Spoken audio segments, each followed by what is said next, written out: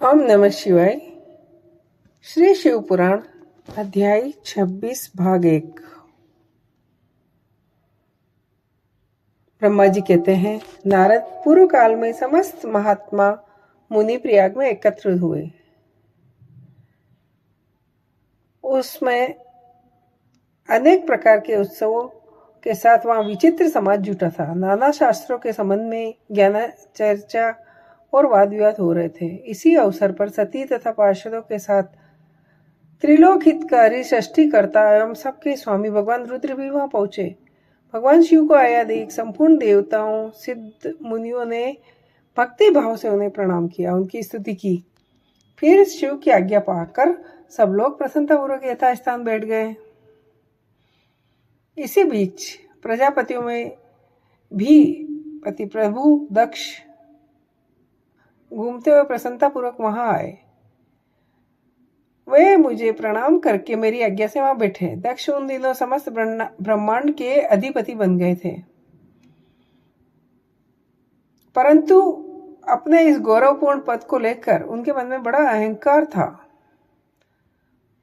उस समय देवर्षियों ने नतमस्तक हो स्तुति और प्रणाम के द्वारा दोनों हाथ जोड़कर दक्ष का आदर सत्कार किया, परंतु महेश्वर ने उस समय दक्ष को मस्तक नहीं झुकाया। वे अपने आसन पर बैठे रहे। महादेव जी को वहां बैठे देख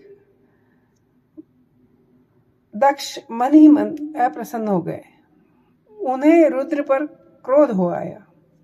वे ज्ञान शून्य तथा अहंकारी होने के कारण रुद्र को क्रूर दृष्टि से देखकर सबको सुनाते हुए उच्च स्वर से कहने लगे। दक्ष ने कहा, ये सब देवता असुर श्रेष्ठ ब्राह्मण ऋषि मुनि विशेष रूप से मस्तक झुकाते हैं, परंतु वह जो प्रेतों और पिशाचों से घिरा हुआ महामनस्वी बन के बैठा है, वह दुष्ट मनुष्य के समान मुझे क्यों प्रणाम नहीं करता? इसके वेदोक्त कर्म लुप्त हो गए हैं। यह मतवाला बना फिरता है। इसके साथ रहने वाले या इसका अनुकरण करने वाले लोग पाखंडी और होते हैं। यह स्वयं ही स्त्री में आसक्त रहने वाला है। मैं इसे शाप देने को उद्यत हुआ हूं। यह रुद्र चारों वर्गों से पृथक और कुरूप है। यह यज्ञ से बहिष्कृत कर दिया जाए। ब्रह्मा जी कहते हैं, नारद दक्ष की कही हुई यह बात सुनकर भृंगु आदि बहुत से महिषी रुद्रदेव को दुष्ट मानकर देवताओं के साथ उनकी निंदा करने लगे। दक्ष की बात सुनकर नंदी को बड़ा रोष हुआ। उसके नेत्र चंचल हो उठे और वह दक्ष को शाप देने के विचार से तुरंत इस प्रकार बोले।